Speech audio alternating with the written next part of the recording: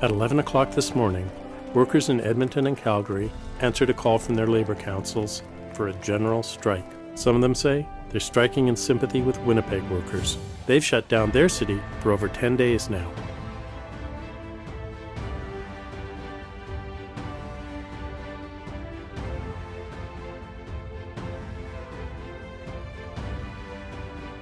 A 100 years after the largest strike in Canada's history, workers are still shouting for their rights.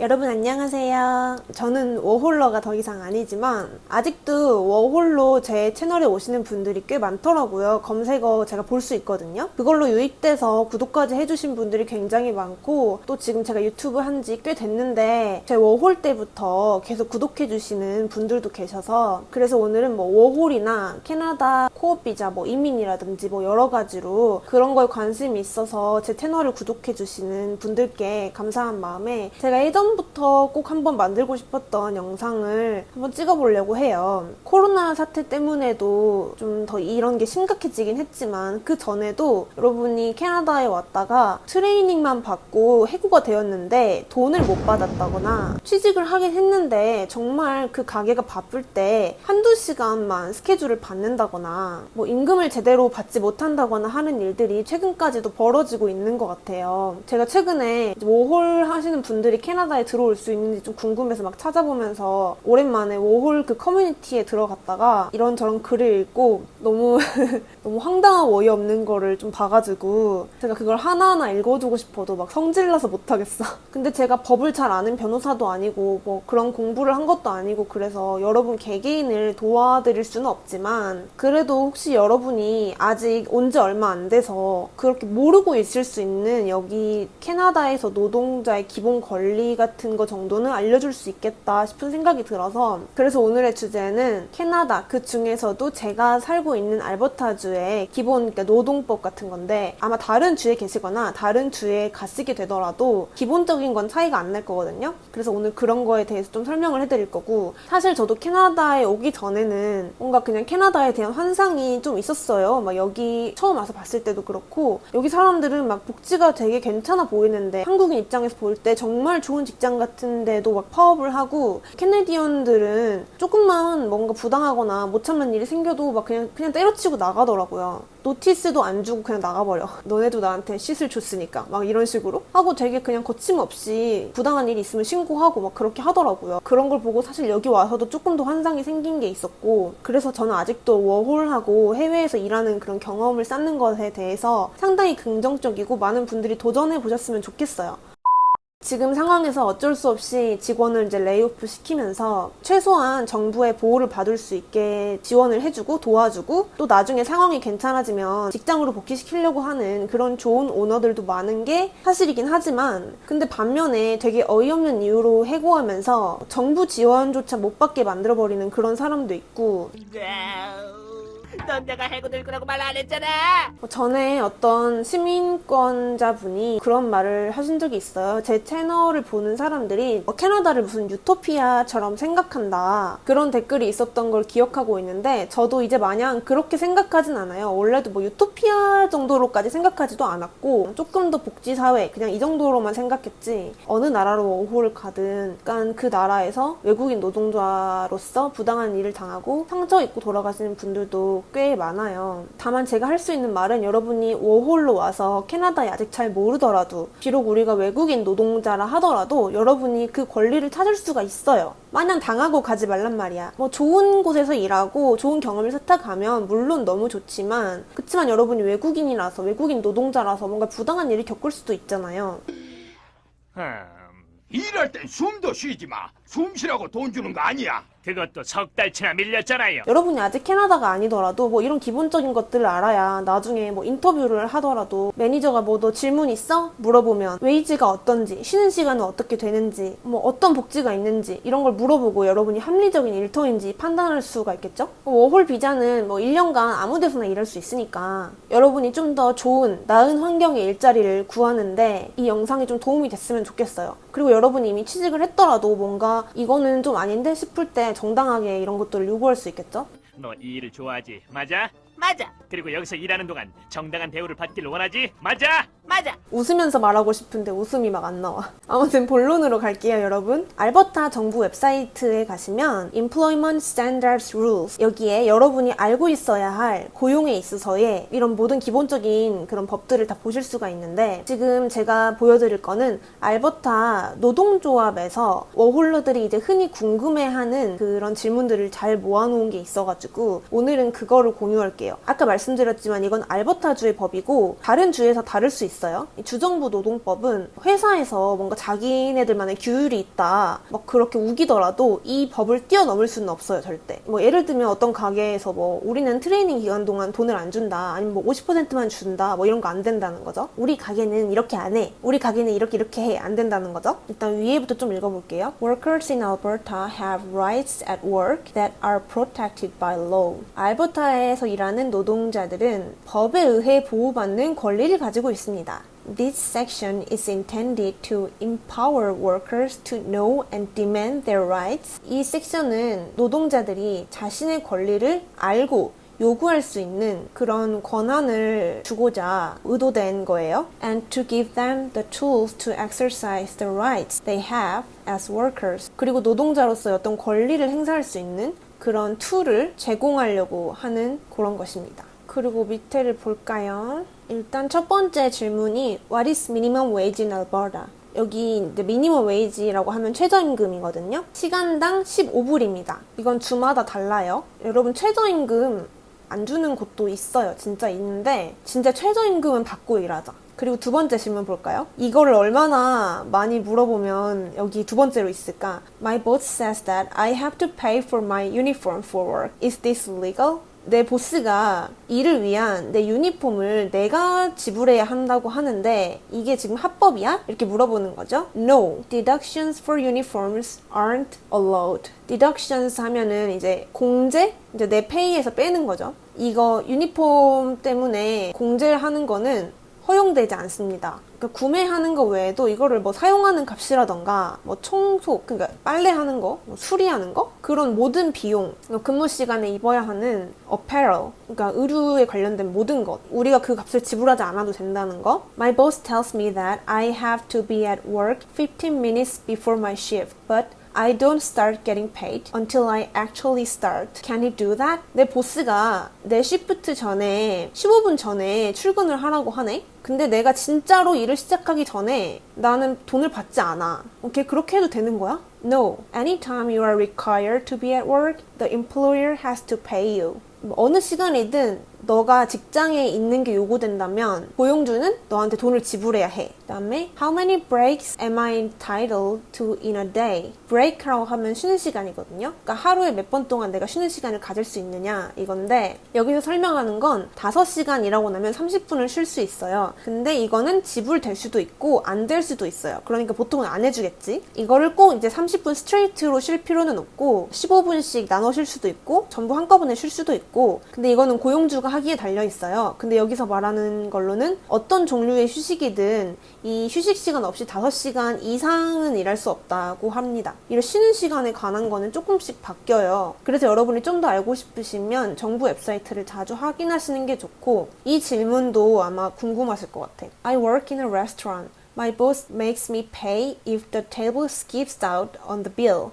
Are they allowed to do this? 나는 레스토랑에서 일하는데 내 보스가 지불을 하게 만들었어. 만약에 그 테이블에서 영수증을 스킵하고 갔을 때, 그러니까 계산을 빼먹은 거죠. 그 빌에서 일부를 빼먹었든 뭐 계산을 안 하고 나갔든 그거를 내가 내야 돼? Are they allowed to do this? 걔네가 이거를 할 수 있게 허용된 거야? 이것도 no. Employment standards say, 고용 기준에 따르면. 그리고 이 뒤에 말은 Employment standards say, 고용 기준이 하는 말로는 Employers cannot deduct for cash shortages or loss of property. 고용주가 뭔가 현금이 부족하다거나 뭔가 재산, property 재산에 뭔가 손실이 있었을 때 그거를 뭔가 근로자한테 물어내라고 할 수가 없다. 그러니까 어떤 상황에서냐면 if an individual other than the employee, 근로자가 아닌 어떤 개인이 has access to the cash or property, 뭔가 캐시나 가게의 자산을 가져갈 수도 있고 뭔가 파손할 수도 있고 그러잖아요. Or if a customer failed to pay, 만약에 손님이 지불을 하는데 실패했어. 그렇게 실패했을 경우에 근로하는 사람이 그거를 대신 지불할 필요가 없다는 거죠. 그리고 my boss always sends people home if it's slow and only pays them for the time they were there. Can he do that? 내 보스는 항상 사람들을 집에 보내. It's slow 하다는 말은 가게가 되게 한산하다는 말이에요. 그럴 때 집에 보낸다는 거죠. 그리고 그 사람들이 거기 있었던 만큼만 지불을 하는 거지. 원래 시프트만큼 지불해 주는 게 아니라. 그렇게 해도 되는 거야? 네, 근데 그렇게 해도 돼요. 그렇게 해도 되고 사실 여기서 그 한국에서 알바 꺾기라고 하잖아요. 그게 여기는 할 수 있어. 근데 you can be sent home early from work. 일찍 집에 돌려보내질 수 있어. 하지만 an employer cannot pay you for less than 3 hours of work. 하지만 고용주가 3시간 이하의 금액을 지불할 수는 없어. No matter how long you worked before being sent home. 뭐 너가 집에 보내지기 전에 얼마나 오래 일했던지 상관없이 3시간 미만의 일에 대해 임금을 지불할 수 없다. 이게 무슨 뜻이냐면 이게 for example 있죠? 여기 보시면 if you're scheduled to work an 8-hour shift and get sent home after 1 hour because it is slow day, you are still entitled to receive pay for 3 hours of work. 예를 들어 여러분이 8시간의 근무를 하기로 예정이 되어 있었는데 스케줄이 되어 있었는데 그날 너무 가게가 한산해서 1시간만 일하고 집에 보내진다면 여러분은 still 3시간 동안의 페이를 받을 그런 조건이 된다는 뜻이에요. 그러니까 1시간을 일하거나 2시간을 일하거나 3시간 미만으로 일했으면 3시간의 돈을 받아야 된다는 거지. 그리고 이거 I just started at a restaurant and my employer says that the first 3 days is on the job training so he's not paying me. Is that legal? 저는 이제 막 식당에서 일을 시작했는데 내 고용주가 말하기를 첫 3일은 트레이닝이기 때문에 돈을 주지 않는다고 하네? 이거 합법이야? No죠, no. If you are required to be at work, you are entitled to wages. 아니요. 당신이 당연히 일에, 직장에 있기가 요구된다면 당신은 임금을 받을 조건 자격이 됩니다. 그러니까 트레이닝 한다고 막 돈 덜 주거나 돈 안 주면 이거는 안 된다 이거예요. 이것도 워홀러들이 자주 겪는 건데 I was scheduled to work on Tuesday starting at noon. But on Monday afternoon, my boss told me I have to come in at 8 a.m. instead. Do I have to change the shift? 저는 화요일 오후부터 출근하기로 되어 있었는데 월요일 오후에 갑자기 보스가 8시에 오라고 하네? 내가 이거 스케줄 바꿔야 되는 거야? No.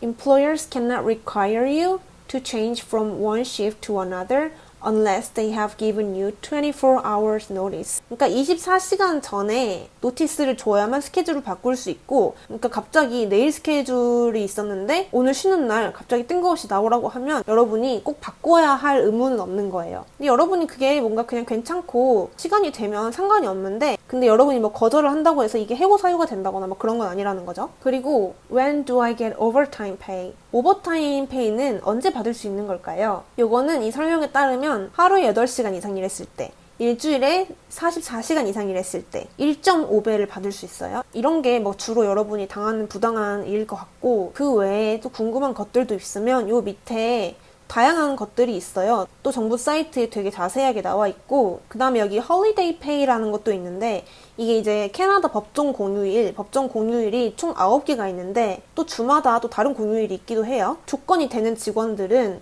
유급 휴가를 받을 수가 있고 이 말은 여러분이 일을 나가지 않더라도 조건이 맞으면 여러분이 똑같은 돈을 받을 수 있는 거고 그 다음에 그날 일을 했을 경우엔 더 페이를 많이 받을 수 있는 거예요. 근데 이 조건은 이 할리데이 전에 마지막으로 예정돼 있던 근무를 했고 그 할리데이 이후에 첫날 그거 근무도 했을 경우에 그러니까 한마디로 말하자면 그러니까 스케줄을 받는 대로 잘 했을 경우에 평소에 여러분이 일반적으로 휴일에 근무하기를 요구받았을 때 거부한 적이 없었을 경우 뭐 이런 게 자격 요건이 되고 사실상 알버타에서 일하는 사람들은 고용주가 공휴일에 근무를 해달라고 요청을 할 경우에 거부할 권리가 없거든요. 그렇다고 하네요, 여기서. 여러분이 궁금한 휴식 시간, 브레이크 타임이라던가 초과 근무에 관한 것들, 여러분들이 휴가를 쓰고 싶을 때, 뭐 유급 휴가인지 무급 휴가인지, 얼마나 어떻게 써야 하는지, 뭐 이런 거 있잖아요. 노티스는 어떻게 줘야 하는지, 자격 조건은 어떻게 되는지, 뭐 이런 거 여기서 다 보실 수 있고, 제가 읽어드린 거는 지금 여러분이 그냥 쉽게 당할 수 있고 뭐 잘 모를 수도 있는 것들? 이게 이제 워홀러들 뿐 아니라 많은 노동자가 궁금해하는 사항인 것 같아요. 이제 캘거리나 에드먼튼 등등 이제 이 알버타주에 계신 분들은 제가 아래 설명글에다가 이 사이트랑 정보 사이트랑 이런 거 다 첨부해 놓을 테니까 그거에 들어가서 찾아보시면 될 것 같고, 이런 기본 사항들을 지켜달라고 얘기를 해도 지켜주지를 않는다면 여러분이 이제 신고를 하실 수가 있는데 주정부 웹사이트에서 하실 수 있어요.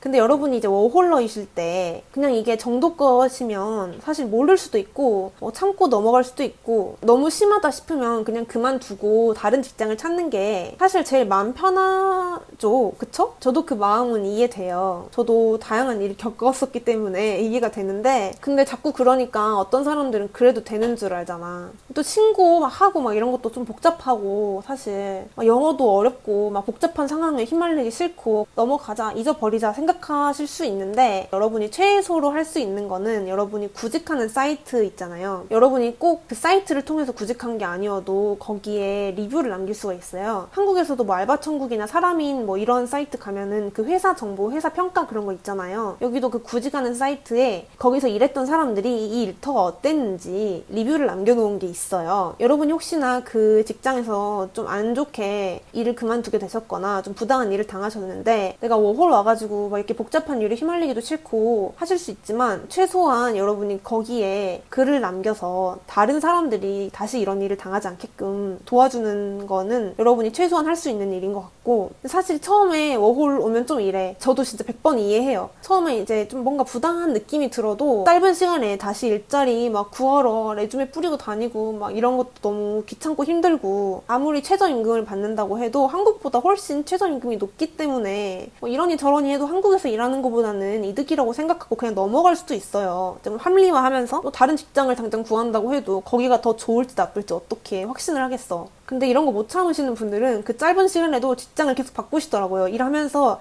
여기서 일 못하겠다 하면서 다른 데 레주메 뿌리러 다니고 하면서 좀 자기가 만족스러운 곳을 찾을 때까지 계속 하시는 분들도 있더라고요. 그래서 그냥 기본을 알고 있으면 좋아요. 여러분이 꼭 그 직장을 그만둔다거나 강력하게 요구하지 않더라도 이게 잘못됐다는 것만 알고 있어도 그래야 나중에 더 좋은 데 가지.